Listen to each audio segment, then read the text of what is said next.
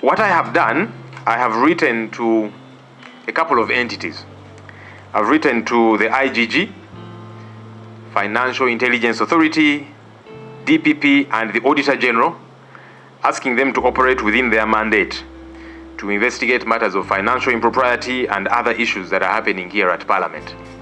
Because those entities are put in place by law and mandates, which mandates we expect them to operate within. And perhaps before I get to the at Parliament, I saw the Inspector General of Government saying that the Auditor General is investigating and so she's stepping aside. And we are saying, wait a minute, IGG, what exactly are you? Why are you running away from your responsibility? Because the mandate of the IGG is clear. The IGG cannot say that there is somebody else who is investigating, in fact auditing, because the Auditor General audits, of course, as the investigator and so on. But the IGG cannot say, the Auditor General is investigating, so let me step aside. No. Do not run away from your responsibilities, except if you're saying you're too scared as well.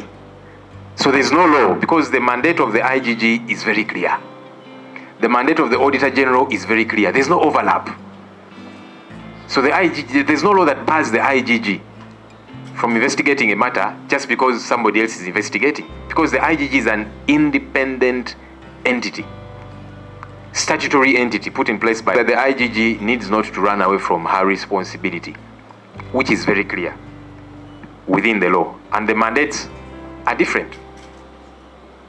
Besides, the Auditor General is an officer of Parliament. We understand that the Speaker asked the Auditor General to come and carry out an audit regarding these issues. We are not very convinced about that audit because, one, the Auditor General is an officer of Parliament. Number two, the Auditor General sent the same team that has been auditing Parliament all this while to carry out this special audit as well. They are conflicted. We don't expect them to come up with anything new. We don't expect them to say what we audited the other time was not proper, so we have found some new issues, yeah? And so I've also written to the Auditor General asking him, number one, to send a new team, not the one that has been auditing Parliament, which is what he sent. Because we believe that that particular audit team is just going to do window dressing and cleansing. And then the Speaker will flash a report and say, you see, the Auditor General has audited, everything is okay. So we don't believe in that audit by the same team which has been auditing Parliament all this while. There should be a different team. If anything, there should be a forensic audit, because you see, these are billions of shillings that we're talking about. So we are telling the Auditor General, take this audit very seriously, dig deeper. You cannot have that same team that has been coming all the while. And that's one of the letters that I've written to the Auditor General. And in essence, that's why we are telling the IGG, you cannot say the Auditor General is auditing, because the Auditor General is actually part of us. Of course, yes, he has got a legal mandate, but he's part of us. And now that the Speaker has told him, do an audit, what guarantee do we have that that will be a proper audit? That won't just be doing window dressing. So we are telling the IGG, please, do not run away from your responsibility. Your mandate is very clear. Of course, the other letter to the Auditor General, we are asking for authenticated records of payments under the Parliamentary Commission and so on, because those are important for us as leaders, even as we carry out investigations, even for these different arms and entities that are executing their mandate. I also have written to the DPP, and this letter was received yesterday as well. There's the Speaker's community outreaches, where billions of shillings were put on the accounts of staff members of Parliament. They withdrew that money, took it to the Speaker. There's no law providing for that. How did it happen? what did this money do? Billions of shillings. Because when you see the assistant director, 2.4 billion shillings was put on his account. He withdrew and took to the speaker. The principal protocol officer in the speaker's office, 1.1 billion shillings. Mr. Chris Obore, the spokesperson of parliament, 1.9 billion shillings was put on his account, which he withdrew, took to the speaker. We want that explained. Okay. Another officer in the speaker's office, 4.5 billion shillings put on his account. He withdraws, takes to the speaker. What are these activities?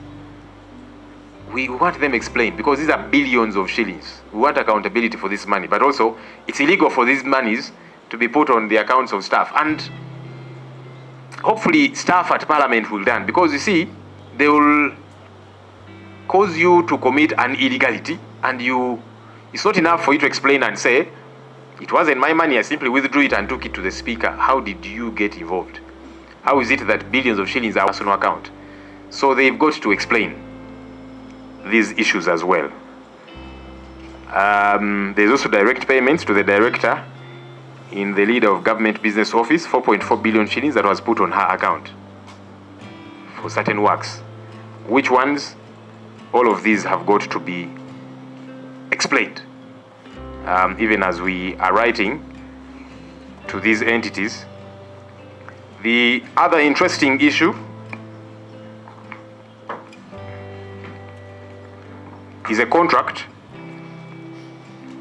With me, I have a contract between the Parliamentary Commission and Mama Bukedia FM. This is a radio station belonging to the Speaker of Parliament. This contract is worth 3.13 billion shillings.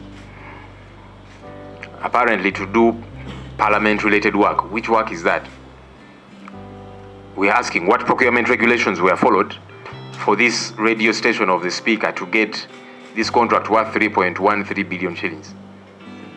What work is it that this radio station does that you other media houses don't do? Because many of you cover Parliament Live and so on. You're not paid this money. So what special work is the Speaker's radio station doing for Parliament for it to be awarded a contract worth 3.13 billion shillings? What procurement regulations were followed? But also, more disturbing, is signed by staff in the office of the Speaker as managers of her radio station. How do you explain these ridiculous things? This is a contract worth 3.13 billion shillings. So aside from how it was given out, but the people signing on behalf of the radio station as managers of the Speaker's radio station are staff in her office here. So all of these illegal acts have got to be thoroughly investigated. We demand answers.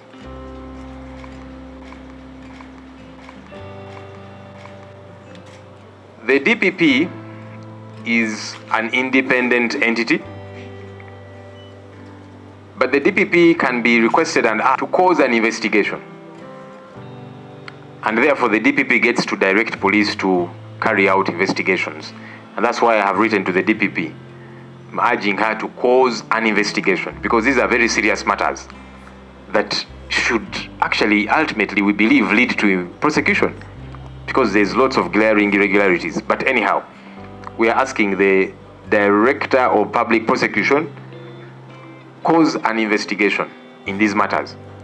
And our hope again is that the DPP will not say, but there are other people investigating. It does no harm at all.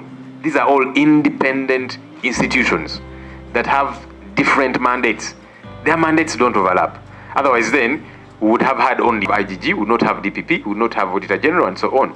But they're all in place with different mandates. Our expectation is that they will each carry out their mandate to get